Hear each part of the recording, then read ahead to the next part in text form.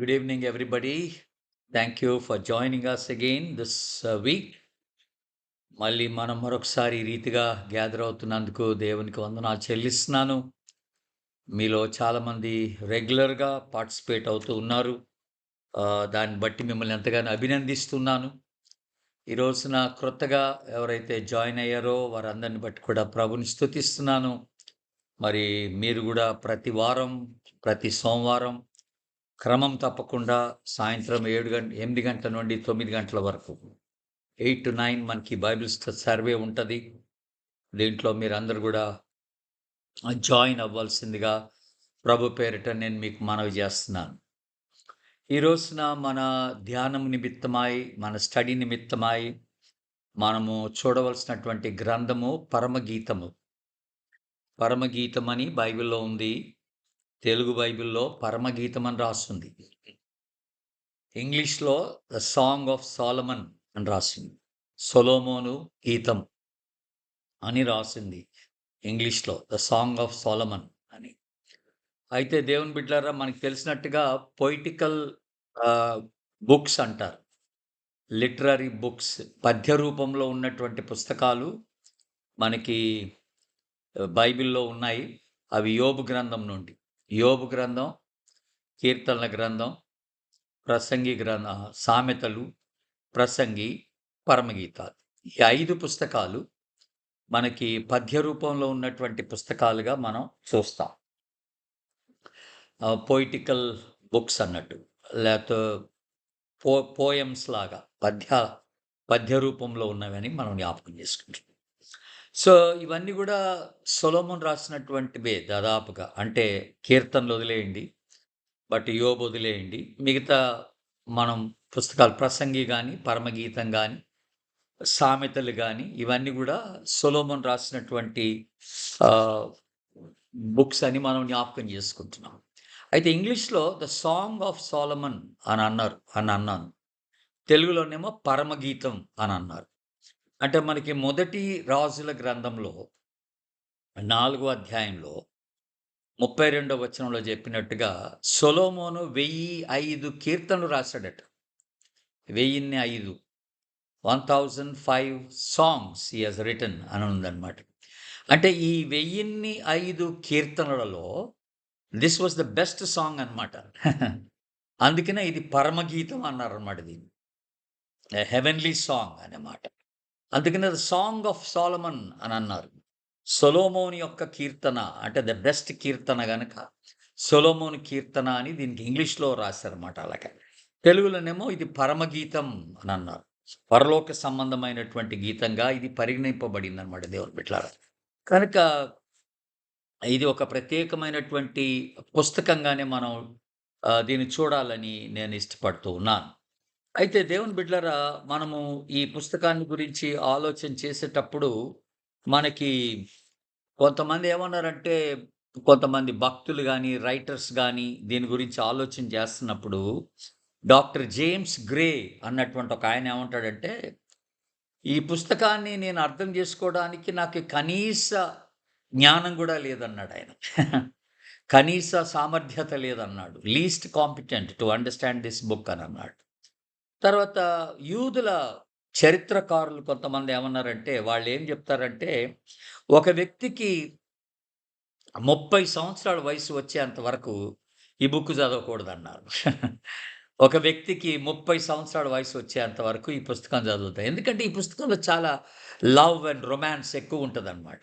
ప్రేమను గురించి గానీ, ఆ ఎఫెక్షనేట్ రిలేషన్‌షిప్ గురించి గానీ, ఎక్కువగా ఈ ఈ పుస్తకంలో వివరించబడటం చూస్తా ఉన్నాడు. ప్రాబబ్లీ మరీ యంగ్ పీపుల్ చదివితే ఇంకా వాళ్ళ మనసు పాడైపోద్దని అనుకున్నారో ఏమో తెలీదు గానీ, అందుకనే హిస్టారియన్స్, చరిత్రకారులు, యూదుల చరిత్రకారులు ఏమన్నారంటే, 30 సంవత్సరాల లోపున్నోళ్ళు చదవడం మంచిది గాదు అని అన్నారనమాట. అలాగే కొంతమంది యూదుల స్కాలర్స్ కొంతమందున్నారు, నిపుణులు. వాళ్ళేమని చెప్పారంటే, actually it is a representation of human experience and love అని అన్నారు. అంటే మానవుని యొక్క ప్రేమ అనుభవంలో నుండి వచ్చినటువంటి ఒక పద్యం, లేకపోతే ఒక బుక్ అన్నట్టుగా వాళ్ళు మాట్లాడుతూ వచ్చారు దేవుని బిడ్డలారా. కనుక ఏది ఏమైనప్పటికిని మనం గుర్తుపెట్టుకోవాల్సినటువంటిది ఏంటనంటే, దీన్ని మనం చెడ్డగా చూడకూడదు ఈ పుస్తకాన్ని. కనుక దీన్ని ఒక మంచి దృక్పథంతోనే దీన్ని చూడవలసినటువంటి వారమై ఉంటున్నామని మనం జ్ఞాపకం చేసుకోవాలి. తర్వాత కొంత ఇంట్రడక్షన్‌లో మీకు ఏం చెప్పాలనుకున్నానంటే, హీబ్రూ బైబిల్, హెబ్రీ బైబిల్‌లో ఈ పుస్తకాన్ని ఆహ్, 5 కాండాల తర్వాత పెట్టారు. పెంటట్యూక్ అంటాం మనం. 5 కాండాలు. ఈ 5 కాండాల తర్వాత పెట్టబడినటువంటి పుస్తకము ఈ, ఈ పరమగీత పుస్తకం అన్నమాట. ఇంకొకటి మనం గుర్తుపెట్టుకోవాల్సినటువంటిది. తర్వాత వాళ్ళేం చేస్తారంటే, పస్కా పండగ రోజున దీన్ని అడల్ట్ ఆడియన్స్ అని అంటాం. అడల్ట్ ఆడియన్స్ అంటే పెద్దవారు. పెద్దవారికి గట్టిగా చదివి వినిపిస్తారట ఈ పుస్తకాన్ని. పస్కా పండుగ రోజున ఈ పుస్తకాన్ని పెద్దవారికి మాత్రమే, ఫర్ అడల్ట్స్ ఓన్లీ అన్నట్టుగా దీన్ని పెద్దగా చదివి వినిపిస్తారనమాట. కనుక దీని యొక్క ప్రత్యేకత అలాగుంటుందని మనం గూడా జ్ఞాపకం జేసుకోవాలి దేవుని బిడ్డలారా. ఇంకొక విషయం ఏంటనంటే, మనం గుర్తుపెట్టుకోవాల్సినటువంటి విషయము దీన్ని ఆహ్, చెడ్డగా చూడొద్దన్నాను. కాకపోతే క్రీస్తునకు సంఘము, సంఘమునకు ఉన్నటువంటి సంబంధాన్ని, ఆ ప్రేమను వివరిస్తున్నటువంటి ఒక బుక్కుగానే మనం దీన్ని చూడాలి.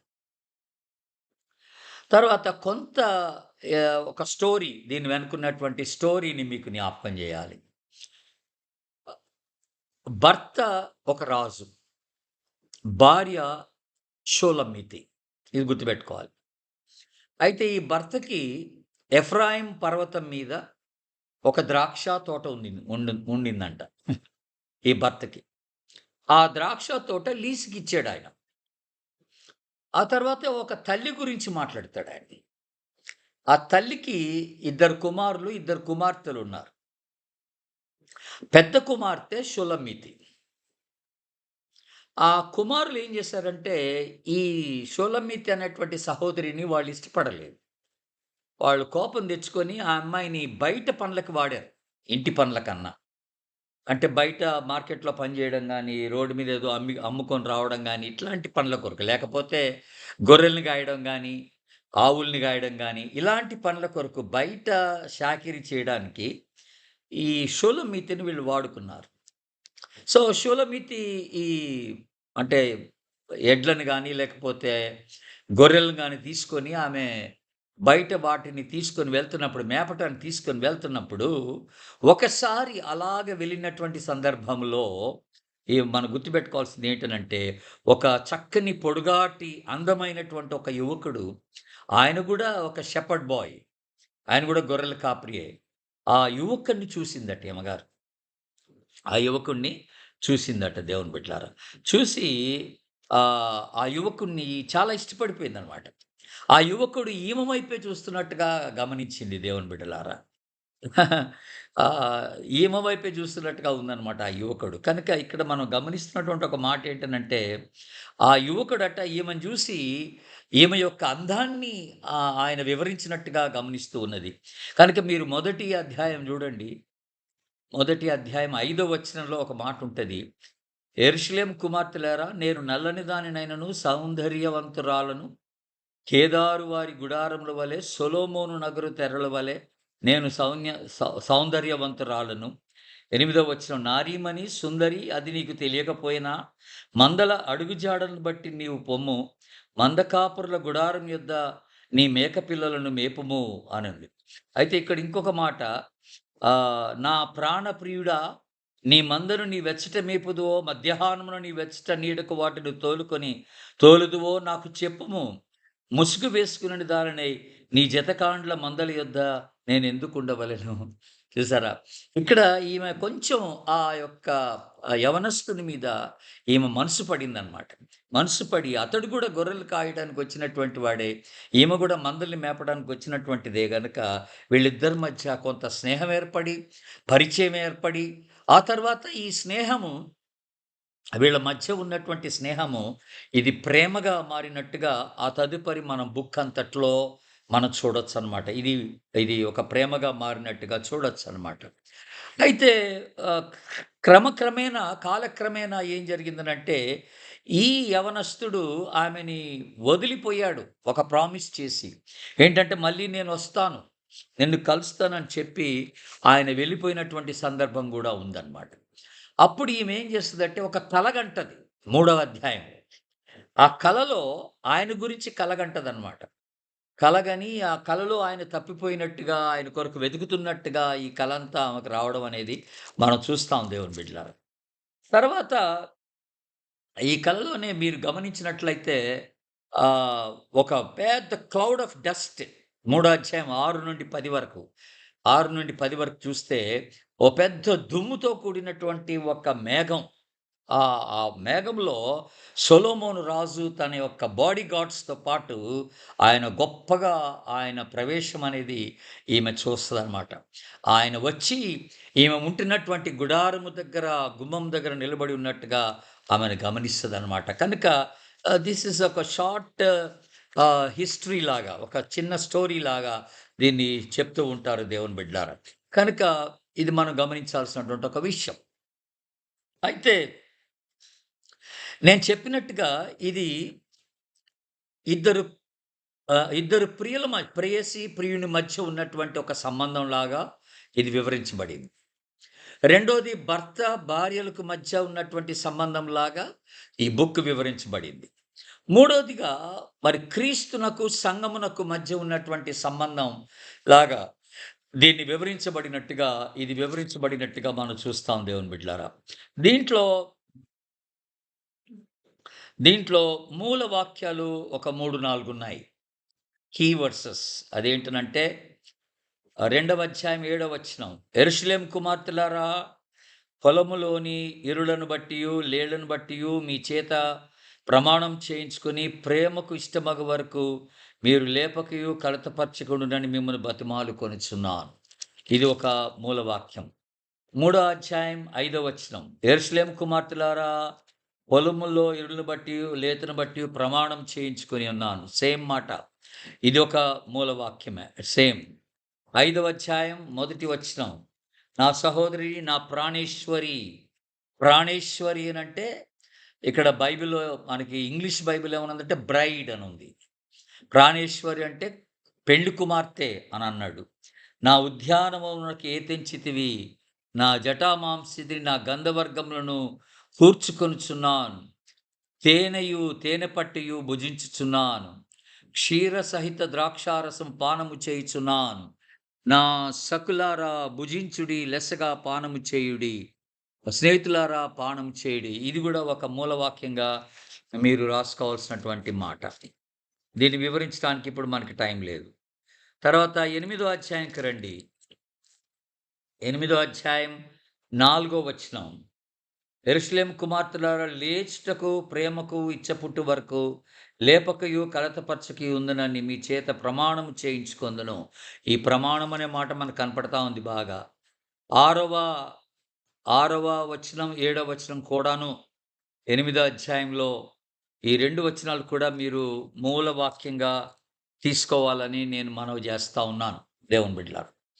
తర్వాత నేను మీకు ముందుగానే స్టోరీ చెప్పినట్టుగా భర్త రాజు, సొలొమోన్ రాజుగా ఇక్కడ మనకి చూపించబడుతుంది. భార్య షులమ్మితి. షులమ్మితి అంటే అది సంఘానికి సూచనగా ఉంటుందన్నమాట. పెండ్లి కుమార్తె సంఘం, అది దానికి సూచనగా ఉంటుందన్నమాట. అయితే ఇదంతా వివాహానికి సంబంధించినటువంటి ఆ పరిధిలోనే, ఆ యొక్క ఆలోచనతోనే ఈ పుస్తకం అంతా రాయబడింది. బేసిక్‌గా వివాహానికి సంబంధించినటువంటి ఆలోచనలు ఈ పుస్తకంలో ఉంటాయి. అయితే ఈ పరమగీతాన్ని మనం 3 భాగాలు చేస్తే మొదటి భాగం, మొదటి అధ్యాయం ఫస్ట్ వర్డ్స్ నుండి థర్డ్ చాప్టర్ ఫిఫ్త్ వర్డ్స్, మూడో అధ్యాయం 5వ వచనం వరకు. మొదటి అధ్యాయం మొదటి వచనం నుండి మూడో అధ్యాయం 5వ వచనం వరకు ఉన్న భాగాన్ని ఏమంటామంటే ద కోర్ట్‌షిప్ అంటారు. ద కోర్ట్‌షిప్ అంటే అర్థం ఏంటనంటే వివాహానికి ముందు పరిచయం అన్నమాట. ఈ పరిచయ కాలం అంటారు దాన్ని. సో, ఎలాగ వీళ్ళిద్దరికీ పరిచయం ఏర్పడింది, ఈ ప్రియుడు ప్రేయసికి, లేతే ఈ భర్త భార్యగా అవ్వవలసినటువంటి వారికి ఈ పరిచయం ఎలాగ ఏర్పడింది అనేటువంటి దాని గురించి వివరణ 3వ అధ్యాయం 5వ వచనం వరకు కూడా మనం చూడొచ్చు. ఆ తర్వాత 3వ అధ్యాయం 6వ వచనం నుండి మనకి 5వ అధ్యాయం మొదటి వచనం వరకు. 3వ అధ్యాయం 6వ వచనం నుండి from 3rd chapter 6th verse to 5th chapter 1st verse. 5వ అధ్యాయం మొదటి వచనం వరకు ఇదంతా ఏంటంటే ద వెడ్డింగ్, అంటే వివాహం. వివాహాన్ని గురించినటువంటి విషయాలన్నీ అక్కడ రాయబడతాయి. ఆ తదుపరి 5వ అధ్యాయం 2వ వచనం నుండి 8వ అధ్యాయం చివరి వరకు 14వ వచనం వరకు మనం చూస్తే అక్కడ ఏంటంటే వివాహము తర్వాత, అంటే ఏ రీతిగా ఈ వివాహము పరిపక్వతలోనికి వచ్చిందో దాని గురించి మాట్లాడుతున్నాడు. ద మెచ్యూరిటీ ఆఫ్ మ్యారేజ్ అని అంటాం. సో ఫస్ట్ ద ఇంట్రడక్షన్, వీళ్ళిద్దరి మధ్య జరిగినటువంటి పరిచయం, దాన్ని కోర్ట్‌షిప్ అంటున్నాం. రెండోది వివాహం. మూడోది వివాహం యొక్క పరిపక్వత, ద మెచ్యూరిటీ ఆఫ్ మ్యారేజ్ అనే మాట మనం చూస్తున్నాం. అది 5వ అధ్యాయం 5th చాప్టర్ 2nd వర్స్ నుండి 8th చాప్టర్ 14th వర్స్ వరకు ఉన్నటువంటి మాటగా మనం చూస్తున్నాం. అయితే నేను మీకు ముందుగానే చెప్పినట్టుగా మొట్టమొదటిగా ఒక కల వస్తది ఈమెకి, షూలమీతికి. ఆ కలలో ఈ ప్రియుడిని కోల్పోద్ది. ఆ ప్రియుడిని వెతకడం ప్రారంభిస్తదనమాట ఆమె. ఆ వెతకడం ప్రారంభించిన తర్వాత మొట్టమొదటి అంటే మొత్తం మీదకి ఆ ప్రియుడిని కనుగొంటదామె. కనుగొన్న తర్వాత మళ్ళీ వెడ్డింగ్ రాత్రి మనం చూసినట్లయితే 3వ అధ్యాయంలో వివాహమైనటువంటి రాత్రి ఏ రీతిగా భర్త తన యొక్క సౌందర్యాన్ని వివరిస్తూ ఉంటాడో అది 3వ అధ్యాయం 11వ వచనం నుండి 4వ అధ్యాయం వరకు కూడా ఆ భాగాన్ని మనం చూడొచ్చు. ఆ తర్వాత మళ్ళీ వాళ్ళిద్దరూ కూడా వివాహం అయిపోయిన తర్వాత క్లిష్టతరమైనటువంటి పరిస్థితుల గుండా వెళ్ళడం అనేది కూడా మనం చూస్తాం. కొన్ని సమస్యలొస్తాయి వాళ్ళిద్దరి మధ్య. అవంతా కూడా ఐదో అధ్యాయం నుండి కూడా మనం చూస్తూ రావచ్చనమాట. ఈమె ఈ ఈ రీతిగా ఉన్నప్పుడు మధ్యలో ఒకసారి వెతకడానికి వెళ్ళినప్పుడు ఆ గార్డ్స్ ఈమెని కొడతారు. ఆమె దగ్గర దొంగిలిస్తారు. ఉన్నయన్ని కూడా దొంగిలించుకుంటారు. అదే మనం 5వ అధ్యాయం 7వ వచనంలో, ఆ తర్వాత 8వ వచనంలో ఇవన్నీ కూడా మనం చూడొచ్చు. ఆ తర్వాత ఎట్టకేలకు వీళ్ళిద్దరూ కూడా మళ్ళీ కలిసిపోయినట్టుగా, రికన్సైల్ అయినట్టుగా మనకి వివరించబడుతూ ఉన్నది దేవుని బిడ్డలారా. కనుక క్రీస్తు సంఘానికి మధ్య ఉన్నటువంటి సంబంధం, క్రీస్తు రాజుగా, సంఘము షూలమీతిగా ఈ యొక్క పుస్తకాన్ని మనం చూడాలి. దీన్ని రొమాంటిక్‌గా ఆహ్, లోకపరమైనటువంటి ప్రేమగా ఈ పుస్తకాన్ని మనం చూడొద్దనమాట. అలాంటి మాటలు, కొంత వివరణ, కొంత రొమాంటిక్‌గా లేకపోతే లోకపరమైనటువంటి ప్రేమను సూచిస్తూ వివరణ చెప్పబడినప్పటికిని మనము దీన్ని ఆ రీతిగా చూడకూడదు అనేటువంటి మాట మీకు జ్ఞాపకం చేస్తున్నాను. కనుక ఇంకొక మాట ఏంటంటే 4వ అధ్యాయము 7వ వచనంలో కూడా ఒక చక్కని మాట అంటాడు. నీ యందు కలంకం ఏమీ లేదంటాడు. మరి సంఘాన్ని గురించి మాట్లాడినటువంటి మాట అది. నీ యందు కలంకం ఏమీ లేదు. అలాగా కలంకము లేనటువంటి సంఘంగా దేవుడు తన సంఘాన్ని తన ఎదుట నిలబెట్టుకోవాలని ప్రయత్నం చేస్తున్నాడు. ఎఫెసీ పత్రిక 5:27లో అదే ఉంటది కదా! అది ముడతయైనను, కలంకమైనను అట్టిది మరి ఏదియు లేక నిర్దోషమైనటువంటి సంఘంగా, పరిశుద్ధమైనటువంటి సంఘంగా దాన్ని తన ఎదుట నిలబెట్టుకొనవలెనని దాని కొరకు తను తాను అప్పగించుకుంటున్నాడనమాట. కనుక ఇది పెండ్లి కుమారునికి ఉన్నటువంటి ఆశయం అనమాట. పెండ్లి కుమార్తె సంఘం పట్ల తనకున్నటువంటి ఆశయంగా ఇది మనకి జ్ఞాపకం చేస్తాం. తర్వాత ఈ బుక్‌లో ఎందుకు సొలొమోను గురించి రాయబడిందని నేను అంటున్నాను. పరమగీతం అని అన్నాడు. ఇంగ్లీష్‌లో మాత్రం సాంగ్ ఆఫ్ సోలమన్ అని అన్నాడు. కానీ ఇదైతే పరమగీతం అనే మాట మనకి రాయబడతా ఉంది. అంటే తెలుగులో అయితే పరమగీతం అని రాయబడతా ఉంది. కనుక ఇది సొలొమోను రాసినటువంటిదని మనం జ్ఞాపకం చేసుకుంటున్నాం. చూడండి, సొలొమోను అనే పేరు మనకి మొదటి అధ్యాయం 5వ వచనంలో సొలొమోను నగరు తెరలవలెను అని ఉంటదిక్కడ. మొదటి అధ్యాయం 5వ వచనంలో. మూడో అధ్యాయం 7 నుండి 9 వరకు ఉన్నటువంటి భాగాన్ని మనం చూస్తే, ఇదిగో సొలొమోను పల్లకి వచ్చుచున్నది అని ఉంటదక్కడ. తర్వాత 9వ వచనంలో మీరు చూడండి. 9వ వచనంలో అక్కడ కూడా సొలొమోను రాజు తనకు చేయించుకొని ఉన్నాడు అని చూస్తున్నాం కదా! మంచం ఒకటి చేయించుకొని ఉన్నాడు. అనే మాట. ఈ సొలొమోను గురించినటువంటి ప్రస్తావన అది. ఆ తర్వాత 8వ అధ్యాయం చూడండి. 8వ అధ్యాయం 11, 12 వచనాలు. సొలొమోనుకొక ద్రాక్షావనము కలదు. నేను ఆల్రెడీ మీకు చెప్పానది గదా! 11వ వచనంలో గూడా ఒక ద్రాక్షావనము కలదు అనే మాట. 12వ వచనంలో సొలొమోను ఆ రూ. 1000 నీకే చెల్లును. నా ద్రాక్షారసము నీ వశమున ఉన్నది అని అంటున్నాడు. కనుక ఇవి సొలొమోనని ఆ మాటతో చెప్పబడినటువంటి కొన్ని లేఖన భాగాలు ఇక్కడ మనం చూస్తూ వస్తున్నాం దేవుని బిడ్డలారా. తర్వాత 6వ అధ్యాయం 8వ వచనాన్ని ఒకసారి చూడండి మీరు. 6వ అధ్యాయం 8వ వచనంలో ఒక మాట రాయబడి ఉంది.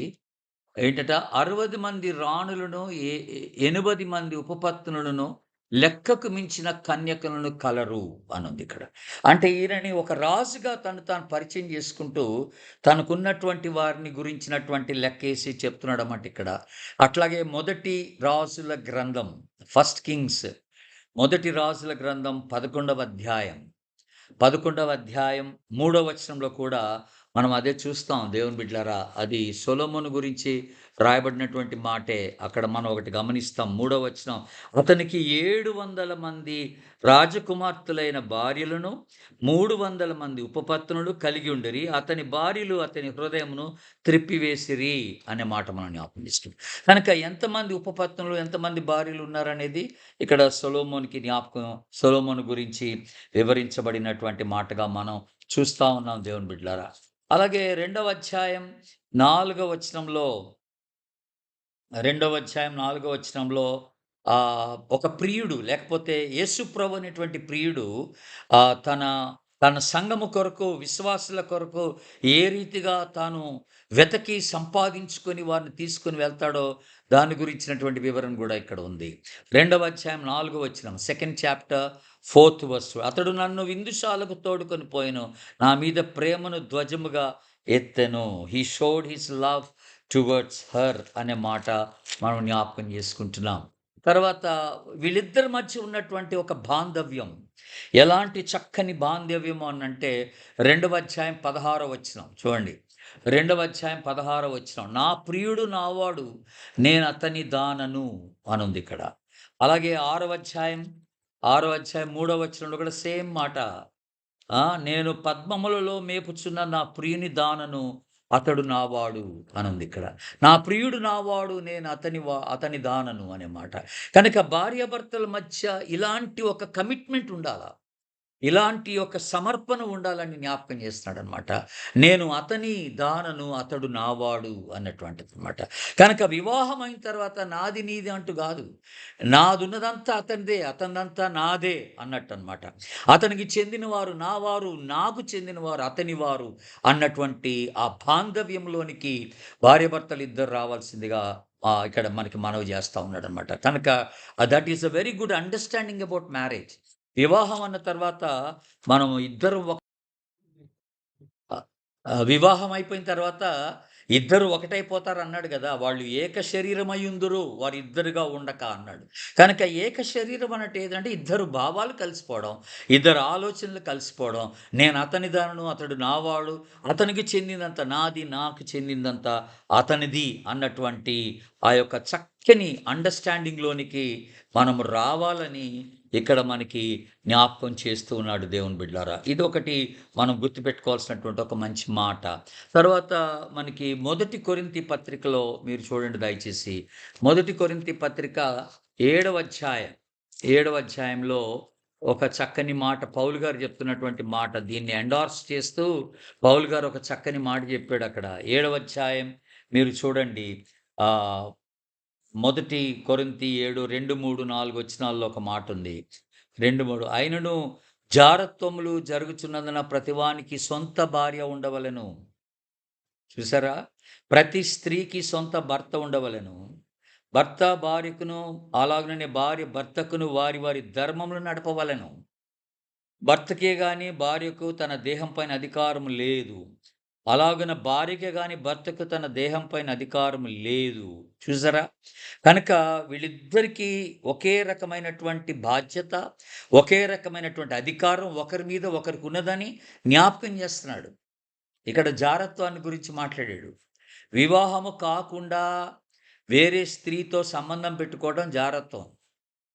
వివాహం అయిన వారు వేరే స్త్రీతో సంబంధం పెట్టుకోవడం, వేరే పురుషునితో సంబంధం పెట్టుకోవడం అది వ్యభిచారం. గుర్తుపెట్టుకోండి దేవుని బిడ్డలారా. కనుక ఇదంతా గూడా వివాహాన్ని గురించే చాలా విషయాలు ఈ యొక్క గ్రంథంలో రాసినట్టుగా మనం గమనిస్తూ ఉన్నాం దేవుని బిడ్డలారా.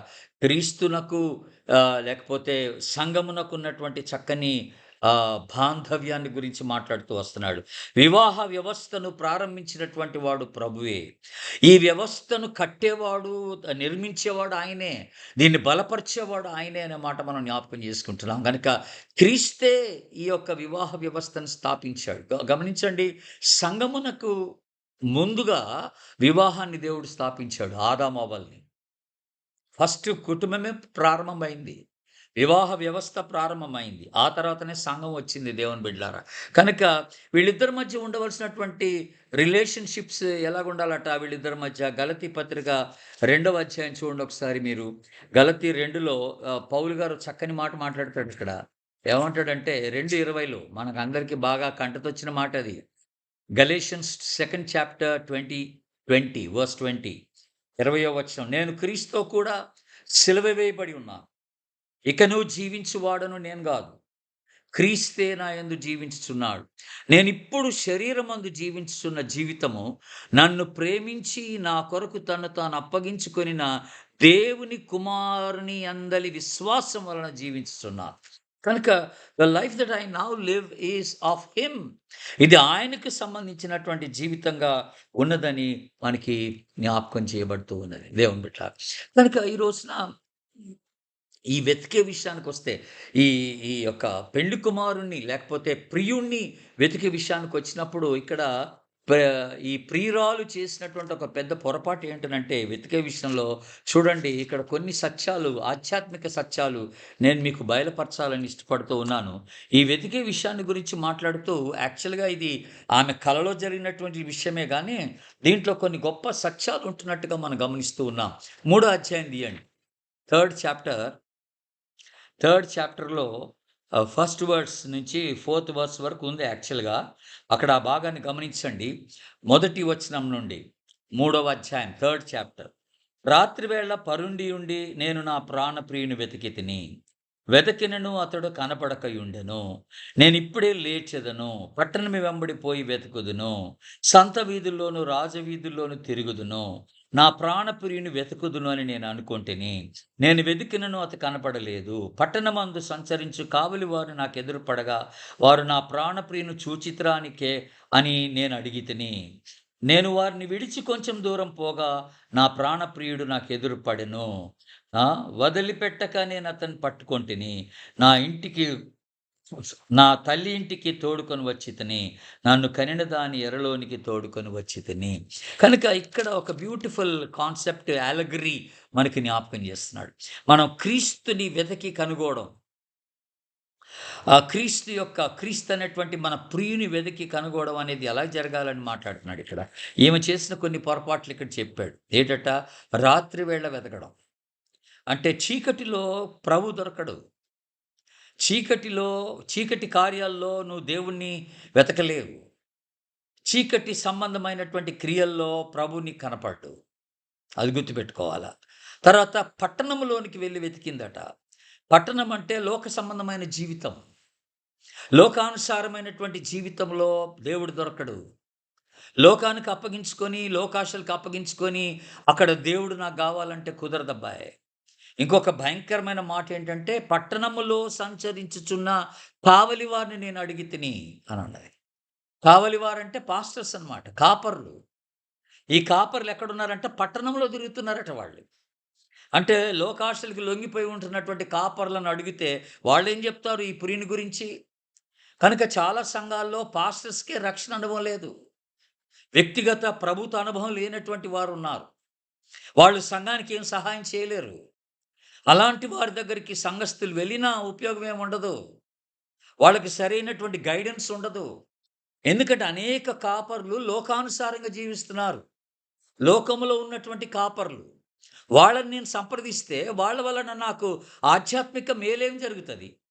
వాళ్ళ ఆశయాలు, వాళ్ళ యొక్క గురి, వాళ్ళకున్నటువంటి ఉద్దేశాలన్నీ కూడా లోకానుసారంగా ఉన్నాయి. ప్రభువు గురించి వారికి పెద్దగా తెలీదు. కనుక ఈమె వెళ్ళి ఆ లోకంలో పట్టణములో సంచరిస్తున్నటువంటి కాపరులను అడిగిందట. ఆ తర్వాత రాజవీధుల్లోకెళ్ళిపోయిందట. దేవుని బిడ్డలారా రాశాడు. రాజవీధులనంటే అక్కడ ఉన్నతమైనటువంటి స్థితిలో ఉన్నటువంటి వారు. ఆ! అంటే ఇంకో మాట చెప్పాలంటే రాజకీయవేత్తలనమాట. రాజకీయవేత్తల దగ్గర ప్రభువు దొరకడు నీకు. సంత వీధుల్లో బిజినెస్ మెన్ ఎక్కడైతే బిజినెస్ బాగా జరుగుతదో, వ్యాపారం బాగా జరుగుతదో అక్కడికే ఎళ్లి ఎతికిందట. అక్కడెందుకుంటాడు ప్రభు. దేవుని బిడ్డారా, లోక సంబంధంగా చీకటి కార్యాల్లో, రాజకీయాల్లో, ఆ తర్వాత బిజినెస్ వ్యాపార సంబంధమైనటువంటి మరి ఆ పనులలో నువ్వు తిరుగుతున్నప్పుడు నీకు ప్రభు దొరకడట. ఇక్కడ చక్కని మాట రాయబడిన మాట ఏంటంటే 4 వచనంలో, నేను వారిని విడిచి కొంత దూరం వెళ్ళగా అనుందక్కడ. ఎంత చక్కని మాట. అంటే ఇవన్నీ విడిచి నేను కొంత దూరం వెళ్ళగా, అక్కడ నా ప్రియుడు నాకు కనబడెను. ఆయన గవిని వెలుపట మన కొరకు ఆయన సిలువేయబడినటువంటి వాడు. హెబ్రీ పత్రికలో మనం చూస్తాం. ఆయన గవిని వెలుపట మన కోసం వేలాడినటువంటి వాడు. గవిని వెలుపట అంటే ఊరు బయట. ఊరులో కాదండి. ఆయన ఊరు బయట మన కొరకు సిలువలో వేలాడబడినటువంటి ప్రభువుగా మనం చూస్తూ ఉన్నాం. దేవుని బిడ్డలారా, కనుక ప్రభువుని వెతికి మనం సంపాదించుకోవాలా. ఈ ప్రియుడిని వెతికి మనం సంపాదించుకోవాలనేటువంటి మాట మనకి జ్ఞాపకం చేస్తున్నటువంటి మాట. కీర్తన 34 చూడండి ఒకసారి. కీర్తన 34 10వ వచనాన్ని ఒకసారి మనం గమనిద్దాం. 34:10 ఏంటంట? సింహపిల్లలు లేవిగలవై ఆకలిగొనును. యెహోవాను ఆశ్రయించు వారికి ఏ మేలు కొదువై ఉండదు. యెహోవాను ఆశ్రయించు వారికి అన్నమాట.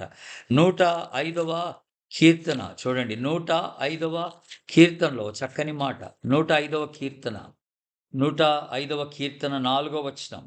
యెహోవాను వెదకుడి, ఆయన బలమును వెదకుడి, ఆయన సన్నిధిని నిత్యము వెదకుడి అనే మాట ఉంది అక్కడ.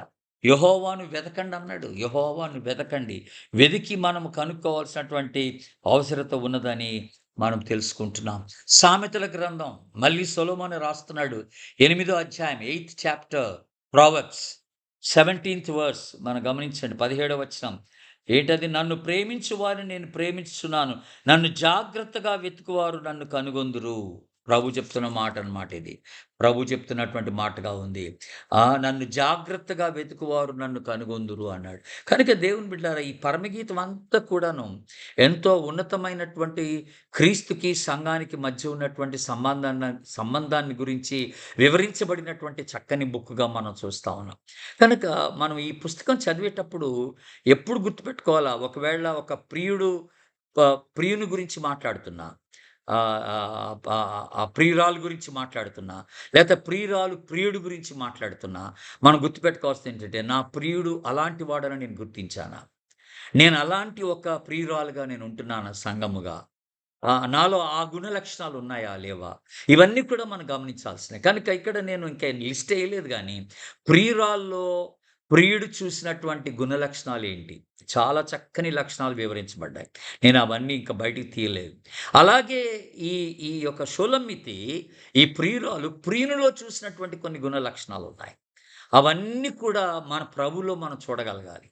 మన ప్రభుని గురించి అర్థం చేసుకునే విషయంలో అంతవరకు మనం ఎదగవలసినటువంటి వారమై ఉంటున్నామని నేను మీకు జ్ఞాపకం చేస్తున్నాను. కనుక మరి అట్టి ఆలోచనతో, అట్టి ఒక సన్నిహితమైనటువంటి సంబంధంలోనికి మనము ప్రభు విషయంలో ఎదగవలసినటువంటి వారమై ఉంటున్నామని తెలుసుకుంటున్నాం.